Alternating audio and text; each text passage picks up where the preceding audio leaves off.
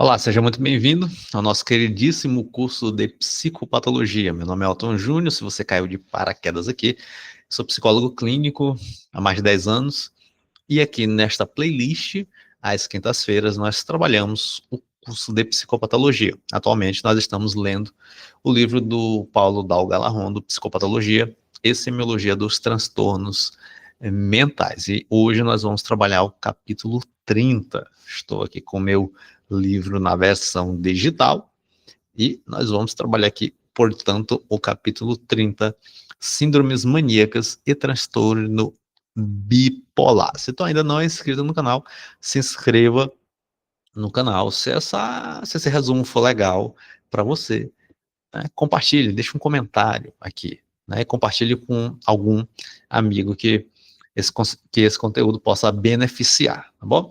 Então, let's bora, já vou compartilhar minha tela como estou costumeiramente habituado de fazer, para poder a gente conversar sobre este capítulo, né? E hoje nós temos 10 tópicos que eu vou aqui compartilhar com a gente para poder a gente ir trabalhando, ok?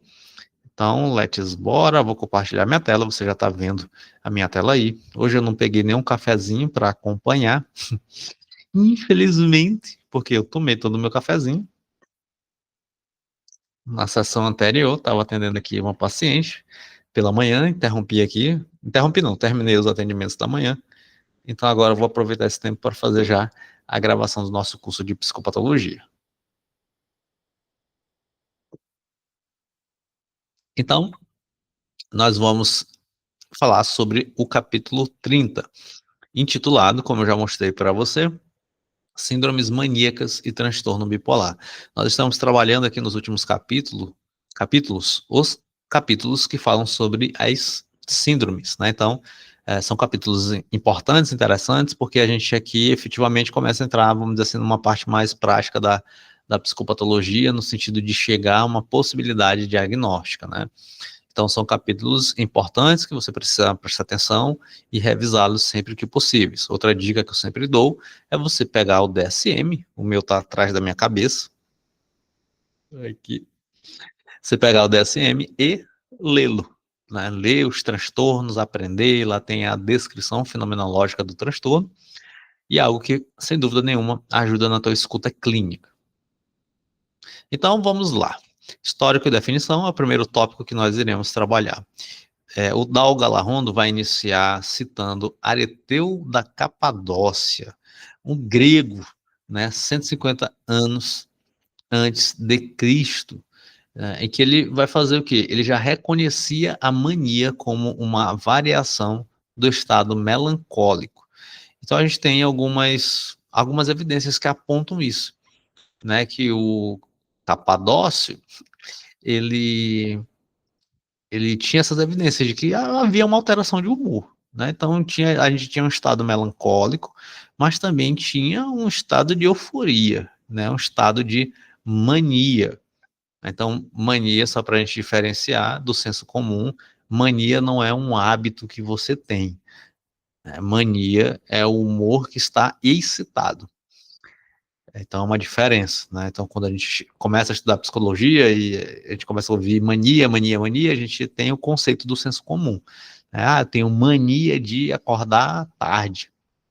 Então, mania aqui não é um hábito, né? Mania é uma alteração do humor. Então, vamos trabalhar com o conceito da psicologia, né? E não com o conceito do senso comum. Então, o Areteu, ele já reconhecia, né? A gente tem evidências de que ele já reconhecia que havia uma alteração no humor, né?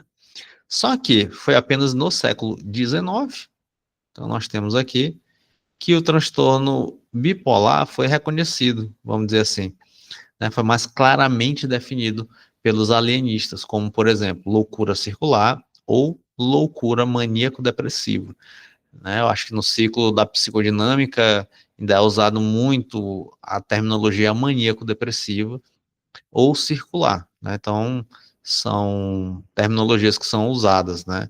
Então, acho que foi o Fauret, né? Mais ou menos ali metade de 1800, mais ou menos, que começou a usar essa terminologia da loucura circular, né? Então ele observou que alguns pacientes não permaneciam apenas maníacos ou apenas depressivos, mas que havia um padrão, né? Giravam ali continuamente entre três fases: mania, depressão e a remissão, né? Que seria ali um intervalo lúdico que ele chamava. Né? Então essas fases se repetiam ali como se fosse um ciclo, né? Então daí o nome, né, loucura circular, entende? Loucura circular. Assim como também a gente tem Kraepelin, que ele vai falar daqui a pouquinho, a gente vai comentar também. Ele vai falar sobre mania e depressão. Daí, psicopatologia, maníaco-depressiva, estrutura maníaco-depressiva, né? Então indica esse ciclo, né? Indica que não é uma doença ou um transtorno separado. A gente tem mania, a gente tem a depressão.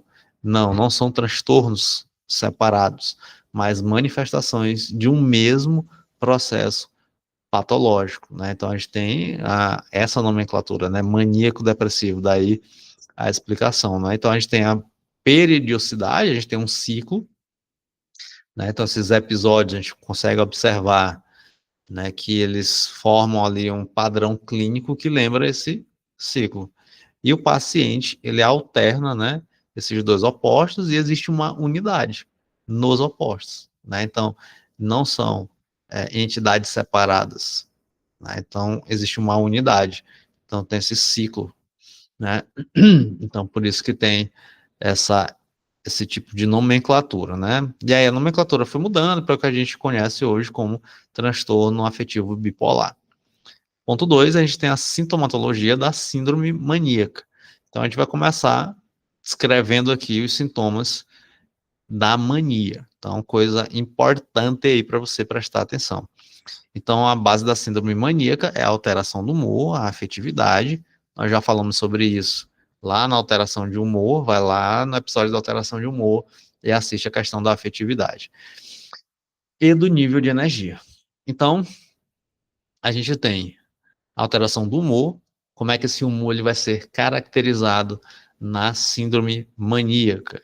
Então, nós temos aqui, ó, o exemplito. O humor vai se caracterizar por euforia, ou seja, é uma alegria patológica. Então, o que que seria essa alegria patológica? O que que seria a euforia? Então, muita gente no senso comum também confunde euforia, né, como se fosse uma alegria mais intensa, né? Eu estou eufórico, né? Então a gente vai classificando, dando nomes, significando, né, dando significados diferentes na ciência e no senso comum. Então é importante você sempre se ligar a isto, né? E quando você estiver escutando um paciente, é muito importante você tentar não preencher, né? Não vir com teu preconceito quando ele falar alguma coisa. Por isso que o método fenomenológico é importante, né? Porque o paciente, o cliente, o consultante, ele chega e fala assim, cara, eu acordei eufórico hoje. Tá. Aí você, bom, essa euforia é alegria patológica ou essa euforia é de acordo com o senso comum? Né? Então, qual é o significado que está sendo atribuído a essa euforia? Então, a suspensão, a epoqué, né, do método fenomenológico, ajuda bastante nesse processo. E, não te, e te ajuda a não ser um profissional afobado, como a gente diz aqui no Maranhão, né? Então, deixa de ser afobado. Se eu fosse falar de uma maneira mais vulgar, seria deixa de ser cabaço, né? Então deixa de ser cabaço, né? Você ali escutou algo, a pessoa falou euforia, alegria patológica, ixi, é bipolar e tal. Quando na verdade, de repente, é só uma alegria mesmo. Uma pessoa acordou animada. Então você precisa ter essa intencionalidade de suspender o teu juízo. Por isso que o método fenomenológico é uma atitude, né, uma intenção que você aplica na tua prática clínica. Né? Então, você pode trazer essa intenção, né, para a abordagem que você utiliza.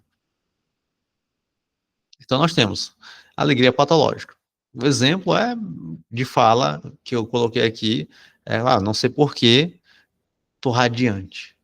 Nada pode dar errado, tudo é perfeito, né? Tá como se fosse uma positividade tóxica. Então a pessoa tá ali, é tudo muito positivo, é tudo muito alegre.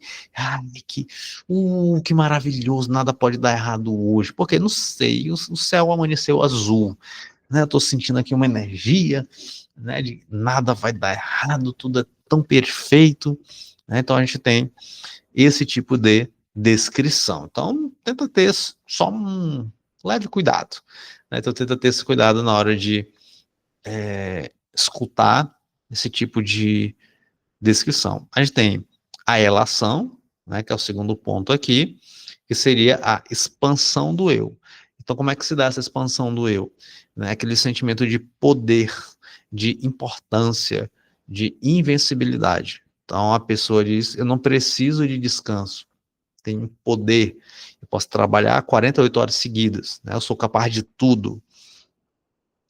Uma vez eu atendi um jovem em que ele tinha, né, ali o que ele chamava de hiperfoco, né?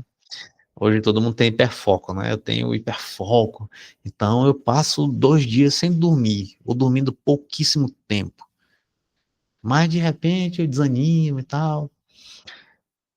E, e a suspeita diagnóstica é de transtorno afetivo bipolar, né? Adolescente, não tá ali estabilizado, né? Mais uma suspeita. Falei dessa suspeita para a mãe não gostou, né? Ah, meu filho não tem isso, tu é doido, não sei o quê.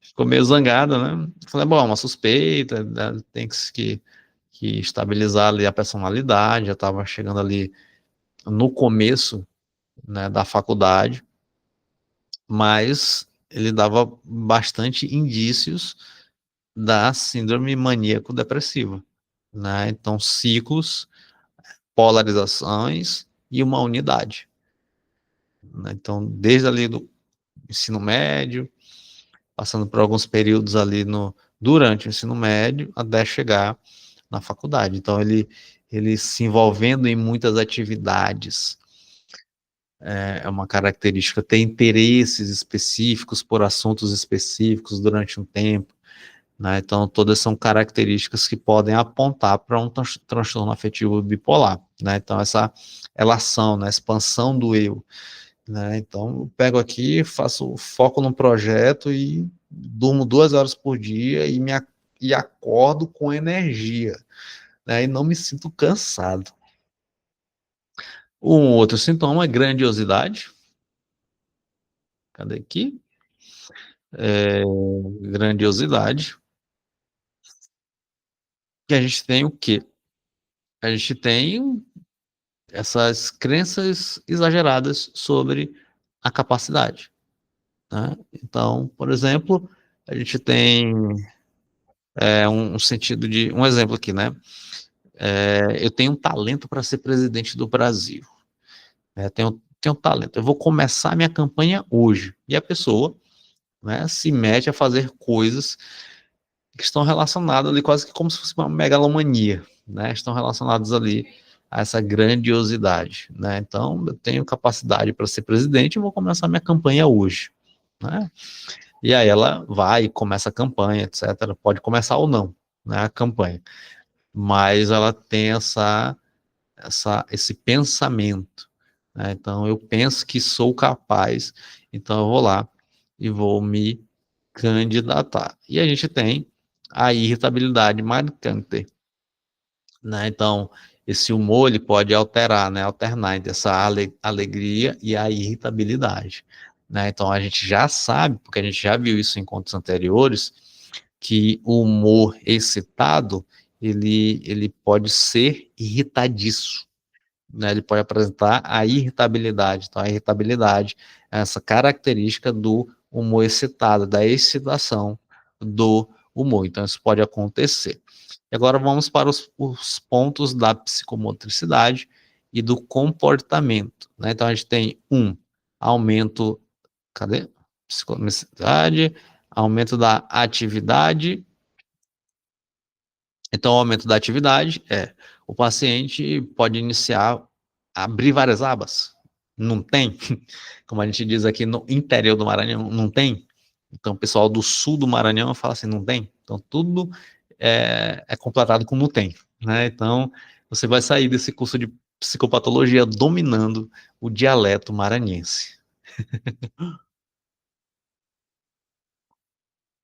Você vai falar um maranhenses fino, fino. Você vai sair fino daqui com a prática do maranhenses.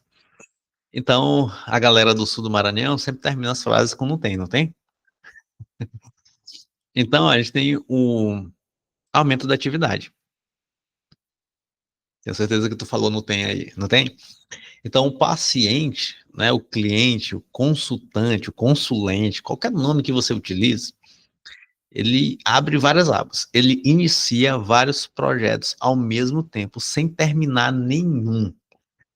Sem terminar nenhum. Então, aqui a gente tem um aumento da atividade, né? Então, aquela pessoa que se já engaja em um monte de coisa, não tem constância para terminar isso, tudo isso que ele acaba engajando, e ele fica meio que perdido naquilo ali. Então, é uma pessoa que não tem uma constância. Ele abre a aba A, B, C, D, E, F, G, e daqui a pouco o navegador dele está cheio de aba aberta e ele não termina nada, né? Então, ele, por exemplo, reorganiza a casa inteira de madrugada, e aí de manhã ele planeja abrir 3 empresas no mesmo dia, né? Então, é um tipo de característica que a gente precisa estar atento, né? Então, não é algo, vamos dizer assim, costumeiro ou comum, né? A pessoa engajar em várias coisas ao mesmo tempo, principalmente quando ela não termina nenhum, né? Então, a gente precisa observar esse aumento de atividade nesse sentido.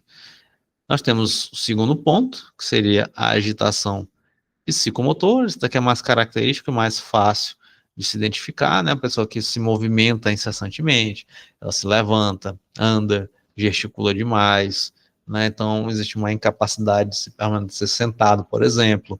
Ela mexe os braços, pernas sem parar. Então, a agitação psicomotora é clássica. Aí a gente tem que ter esse cuidado de não confundir a agitação psicomotora e o estado maníaco de uma agitação psicomotora de ansiedade, né? Então, a gente já vai ficando, já vai observando aí esse tipo de sintomas. E a gente tem o próximo, que é a logorreia, ou a pressão para falar.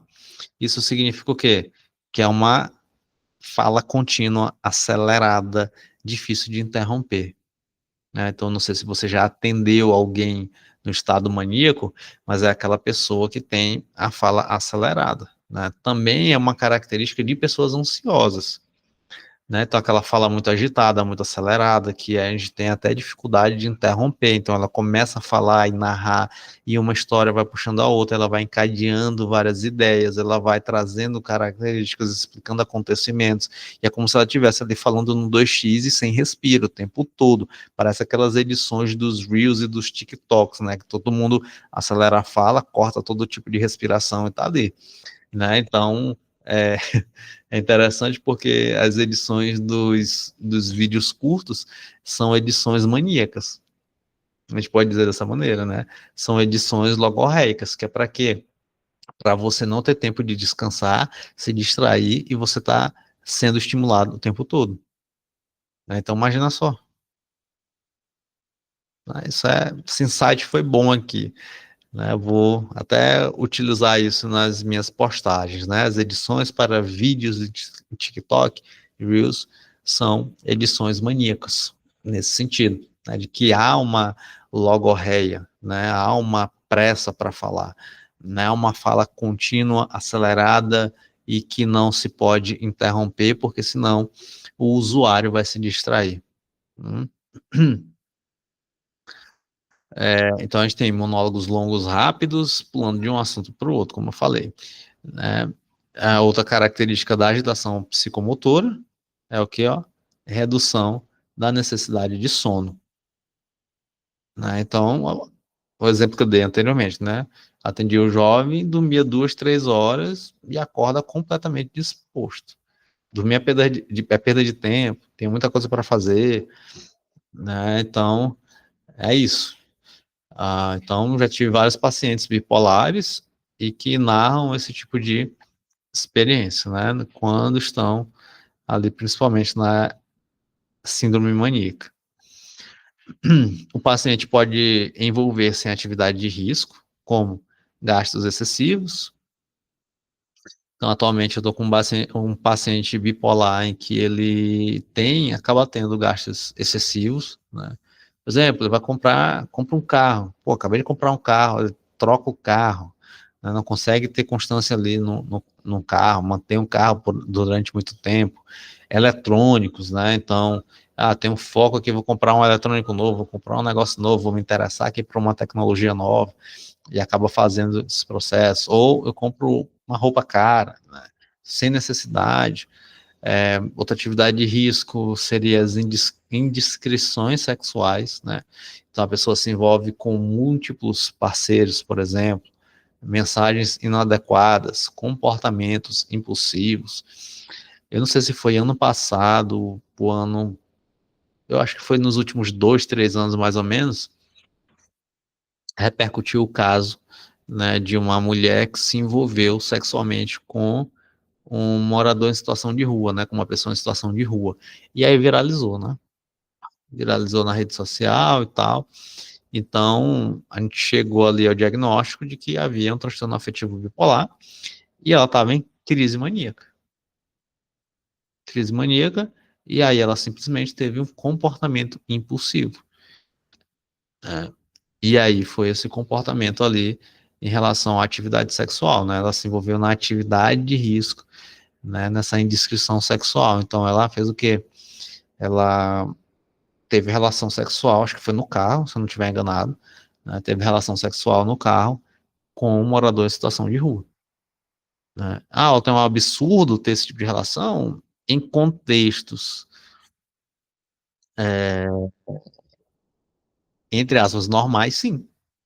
Né? Quantas pessoas você conhece que falam assim, bom, eu quero ter uma relação sexual com uma pessoa em situação de rua, com uma pessoa desconhecida, né? Então, foi um indício, e ainda mais dentro do carro, né? Então, ou seria um fetiche muito grande, né? Ou indicaria alguma possibilidade de um comportamento impulsivo, né? Que acabou sendo constatado, né? Que havia ali um tipo de comportamento mais impulsivo, né? E aí foi descoberto ali que ela tinha, descoberto não, né? Desvelado que ela tinha ali o transtorno afetivo bipolar. Assim como, se eu não estiver enganado, também teve o caso de um personal trainer, né? Alguma coisa nesse sentido também, aí algum tempo desses aí. Mas, enfim, é isso. Eu já atendi uma paciente que se envolvia com vários parceiros, né? Então, ela tinha múltiplos parceiros. Então, quando ela estava na síndrome maníaca, ela se envolvia com vários parceiros, né? Então, eu vou falar aqui, tá? Você pode até me chamar de indiscreto ou não, sei lá, mas ela não é uma mulher bonita, sabe? A beleza atrai, né?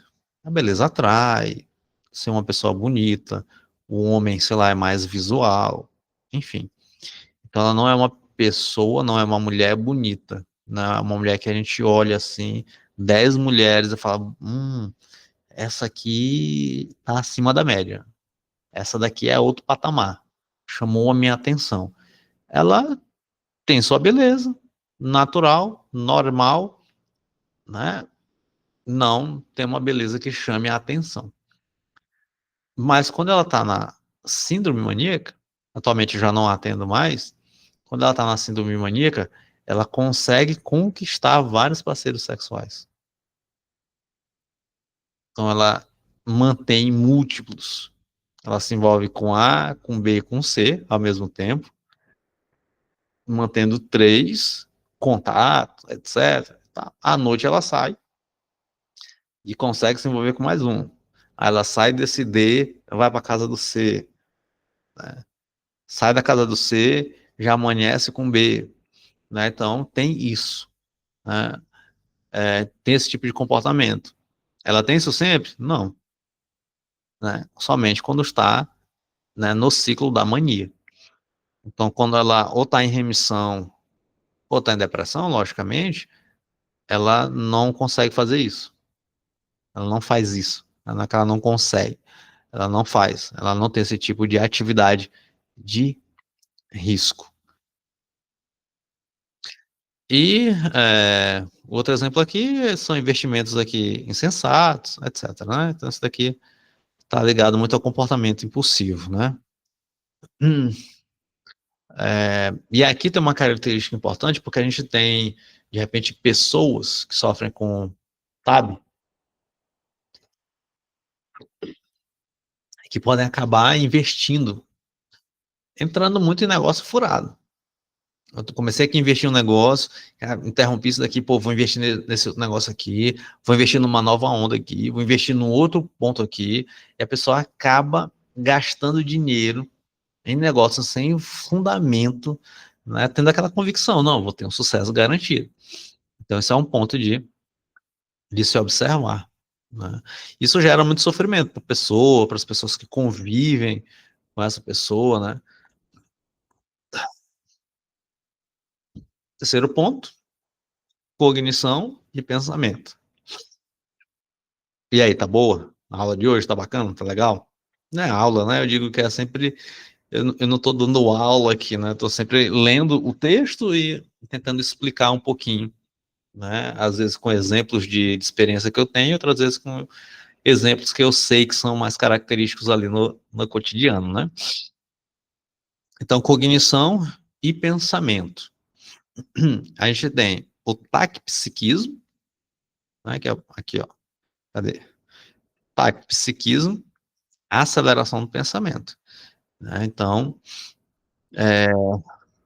o pensamento rápido demais, né? Ideias pipocando, né? Minha cabeça tá mil, minhas ideias não param por um minuto. Então a gente precisa ter esse cuidado para também não confundir o taquipsiquismo, né, esse pensamento acelerado, com outro tipo de ansiedade, né? Então ouviu esse tipo de sintoma, guarda e está sempre dentro de um conjunto de ideias, de sintomas para poder a gente chegar a uma síndrome característica, né? Fuga de ideias, não é a perda do fio condutor por excesso de velocidade. Aqui, ó.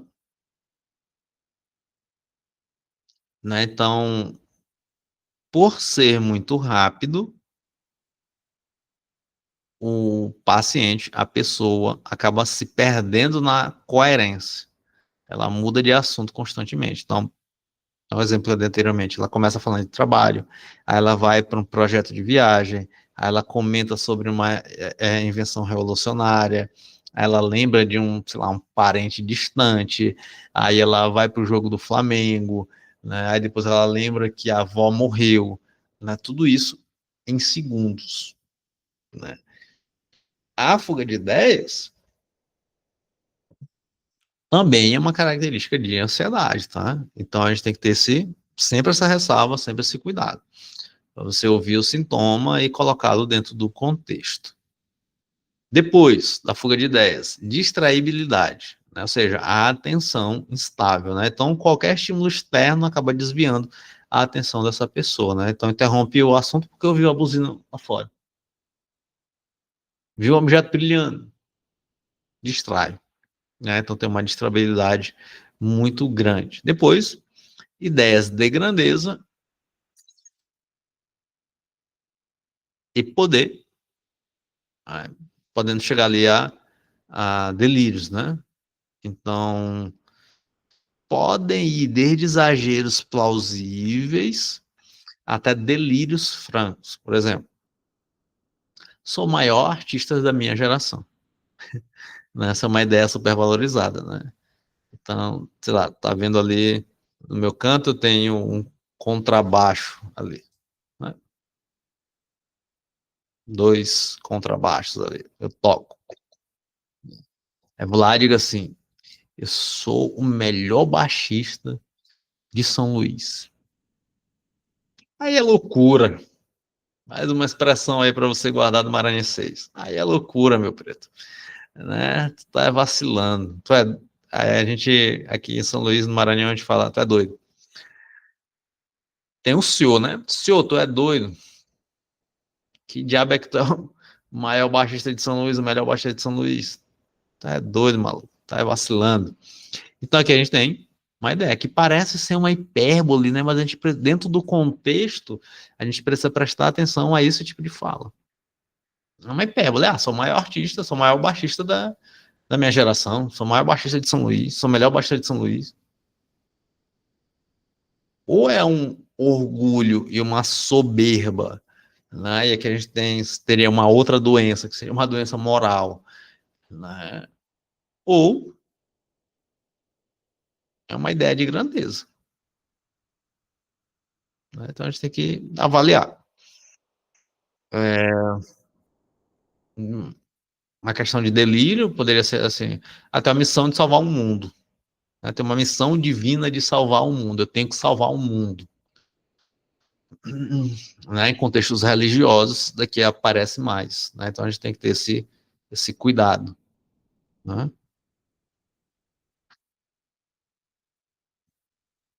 Ou um delírio megalomaníaco, né? Ou sei lá, o governo está esperando que a minha estratégia, o meu plano, vai reformar a economia do Brasil.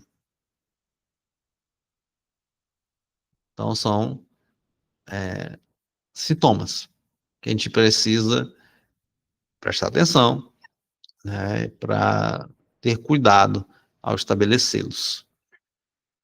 Ao ouvi-los, perdão. Então a gente tem subtipos clínicos de mania, né? Deixa eu ir correndo aqui, porque senão a gente não termina hoje. Então a gente tem diferentes apresentações da mania. Né? Então isso aqui é batata. Então a gente tem a mania franca ou grave, né? Que é aquela forma clássica com... Aí ele vai descrever os sintomas que são apresentados nesse subtipo.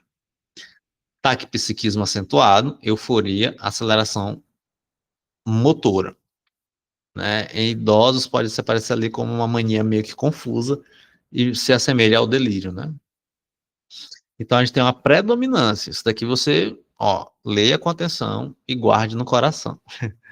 Né? Então a gente tem taquipsiquismo acentuado, né? Euforia, aceleração psicomotora. Então, observe isto com atenção, por favor, para poder você fazer isso, tá bom? Ah, essa daqui é, pô, um subtipo, uma mania franca. Então, tem características mais acentuadas de determinados sintomas. Mania irritada ou disfórica, a gente tem a predominância de quê? Irritabilidade. Disforia, já lembra? Né? Irritabilidade, hostilidade, agressividade, em vez da alegria. Então, aquela pessoa irritadiça, mania. Então, preste atenção. Sintomas psicóticos, né? Esse daqui é presença de delírios, grandeza ou poder, alucinação, delírios de perseguição também podem ocorrer, né? Então, fácil de entender, estados mistos.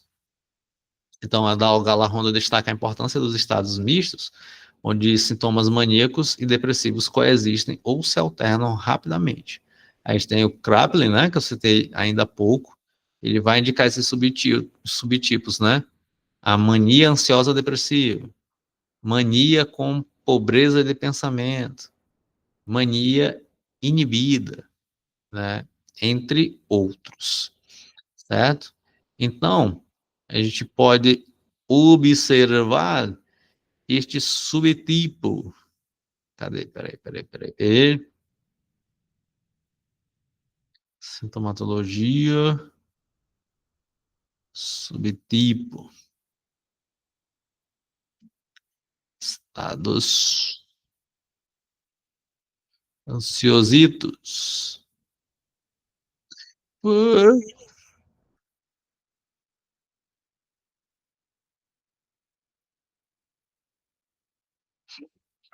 Então, você vai observando, né, esses subtipos aí, porque são importantes. Você vai pegando esse conjunto de características para poder você conseguir desenvolver, né, a escuta de maneira mais adequada.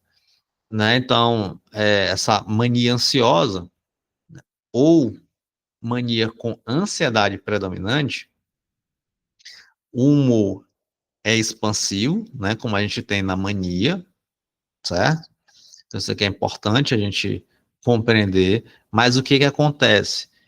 É como se esse humor expansivo é como se ele fosse atravessado por uma inquietação, por um medo, por uma tensão, né? Então a gente tem a excitação do humor, um estado maníaco, mas a gente tem a inquietação, a tensão, o medo.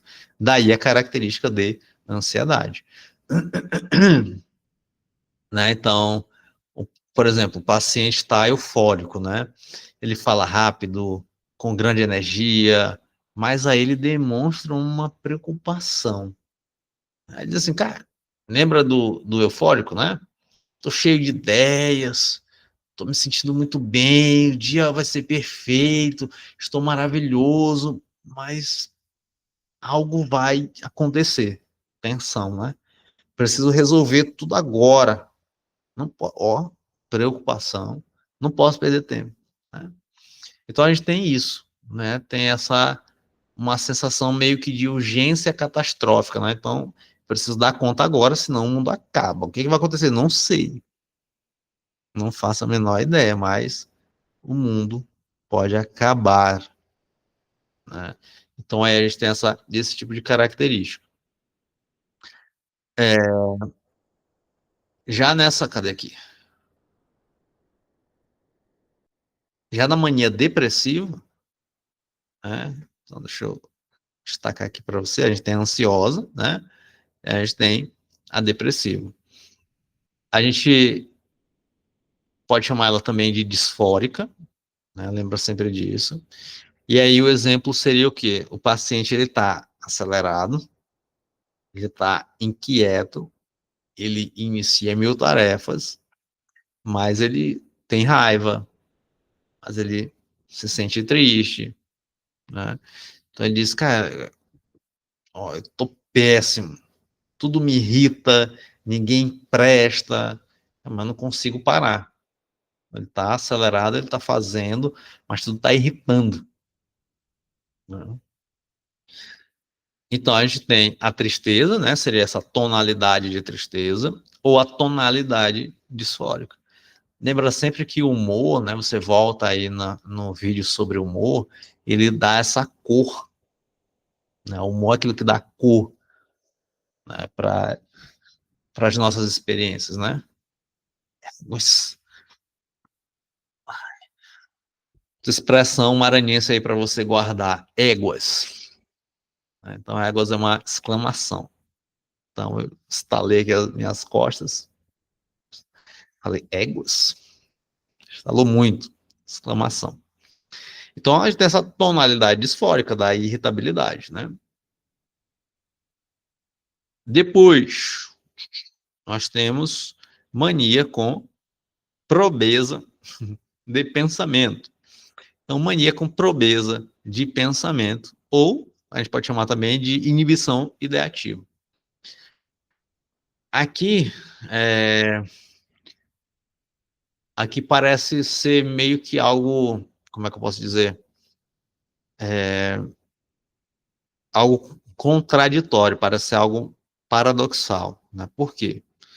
Porque o paciente, como ele está em mania, então ele vai se apresentar de maneira agitada, fisicamente falando, mas o conteúdo mental dele é pobre.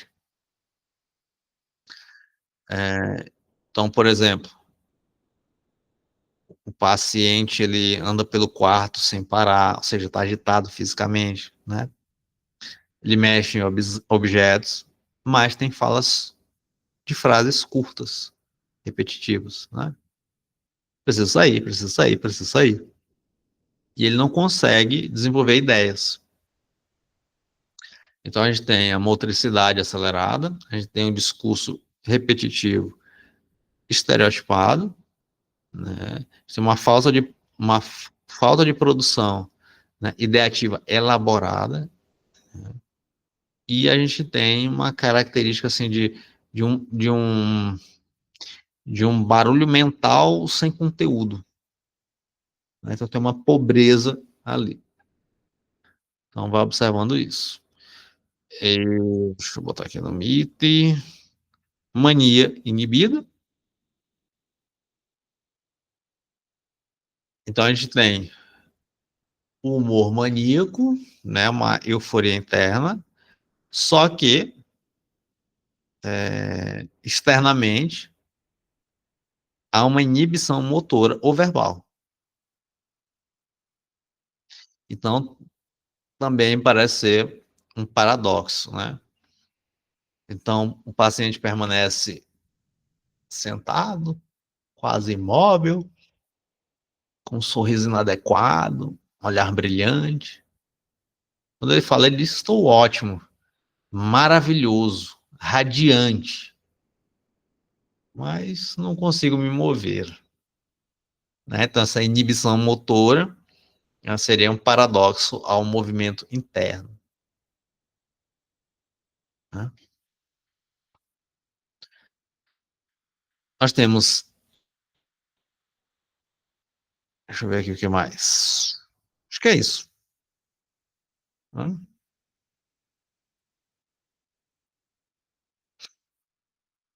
Vamos em frente.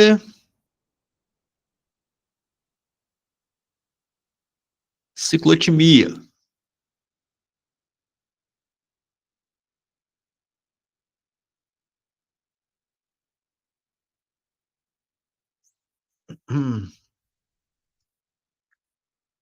Ciclotimia. A ciclotimia é assim, é difícil de diagnosticar, né? Então é algo assim difícil de diagnosticar. Ciclotimia é descrita como uma alteração crônica e flutuante do humor, durando pelo menos 2 anos. Envolve numerosos períodos de sintomas depressivos leves e sintomas hipomaníacos, sem preencher critérios para episódios completos de depressão maior ou de mania. Então, é aquela alteração que é pouca, né? É uma alteração que é pouca. É aqui meu bombozinho. É uma alteração que é pouca, mas que ocorre. E aí por isso que é difícil, né? Porque altera pouco, mas acontece, né? Então tem que ter uma escuta muito clara, né?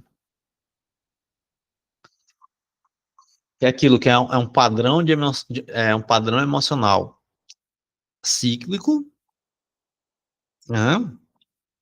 Com essa característica de instabilidade, porque é cíclico, mas nunca é extremo.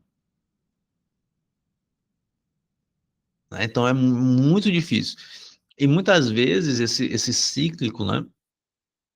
Eles são, esse ciclo, principalmente da hipomania, envolvem características socialmente aceitáveis.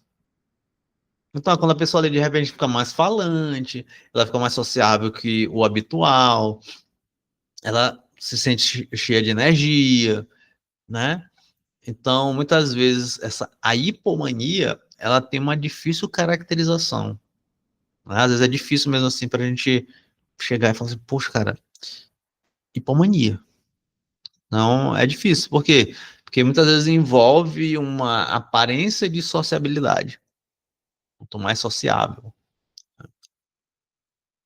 Então, às vezes é difícil de chegar a esse tipo de diagnóstico da ciclotimia, né? Assim como a depressão também, né? A pessoa se sente cansada, sem motivação, né? Dificuldade de se concentrar, né? Mas só que ela não apresenta aquela intensidade, né? Aquela anedonia profunda, ela não apresenta uma lentificação intensa, ela não apresenta ideação suicida, como, por exemplo, poderia ocorrer em quadros de uma depressão maior, né? Então, a ciclotimia é bastante trabalhosa de se diagnosticar.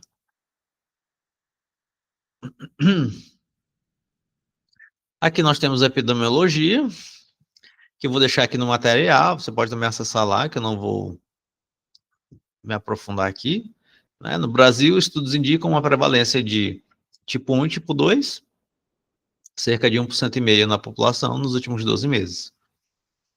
A idade média de início é em torno de 21 anos, e a taxa de recorrência após o primeiro episódio é altíssima, chegando a 87% em 5 anos.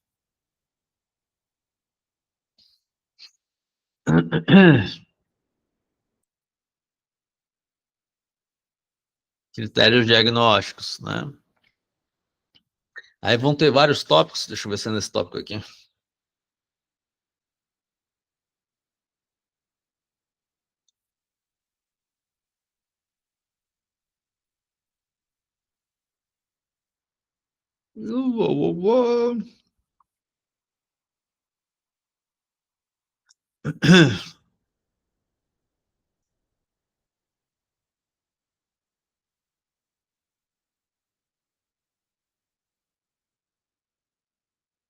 Ó, aí aqui no capítulo eu não botei, mas aqui no capítulo também vai ter as diferenças, né?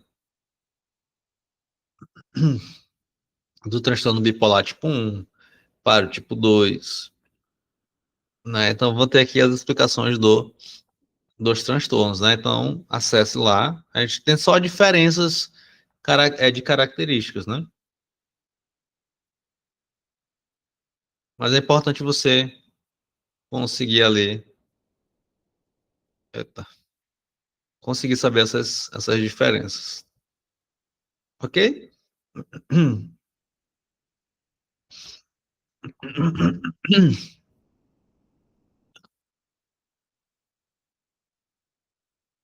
Aí aquilo que eu falei, né? O transtorno bipolar na infância e adolescência, né? Eu comentei ali do adolescente, né? É um pouco controverso, mas reconhecido. Por quê? Porque é um transtorno de humor, né? Mas a gente precisa ter uma característica de estabilidade desse ciclo de instabilidade, né? Então, a gente precisa observar com atenção, né? Com atenção. Semiotécnica, beleza. Né? São perguntas que você pode fazer para investigar ali algum quadro. E ele faz só a semiotécnica da mania, tá? Mas tem algumas perguntas que ele coloca aí que você pode fazer na tua entrevista clínica, ok?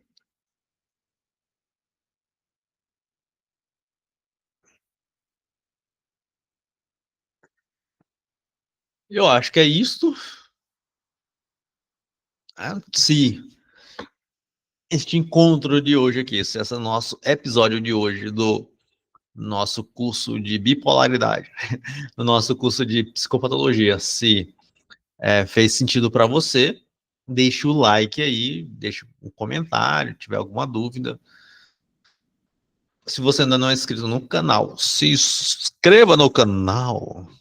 Se inscreva no canal e acompanhe. Né? Acompanhe aí, a gente tem a playlist com todos os capítulos deste livro e que a gente comenta. No início do nosso curso, eu estava ali lendo, né, o capítulo, o texto inteiro e comentando as partes mais intrucadas, mas por questões de direito de propriedade intelectual, eu não posso fazer isso, né? Então, eu só vim descobrir isso depois, eu não fiz na maldade. Então, tu sabia disso e tu fez, tu leu o texto. Não, eu estava assistindo, eu acho que um podcast, e aí alguém falou, ventilou alguma coisa parecida sobre. Aí eu falei, cara, será se eu posso fazer isso que eu tô fazendo? Aí meio que caiu a ficha, né? Aí meio que caiu a ficha. Aí eu não posso fazer isso. Estão lá. Se a editora, se o autor me der algum tipo de bloco, bloco que eles falam no YouTube, spam, não sei o nome que eles dão. Aí eu retiro os vídeos E não sei se vou gravar outros, mas os vídeos de resumo eu já posso fazer, né? Então os vídeos de resumo com certeza vão ficar para a posteridade aí. Então é isto.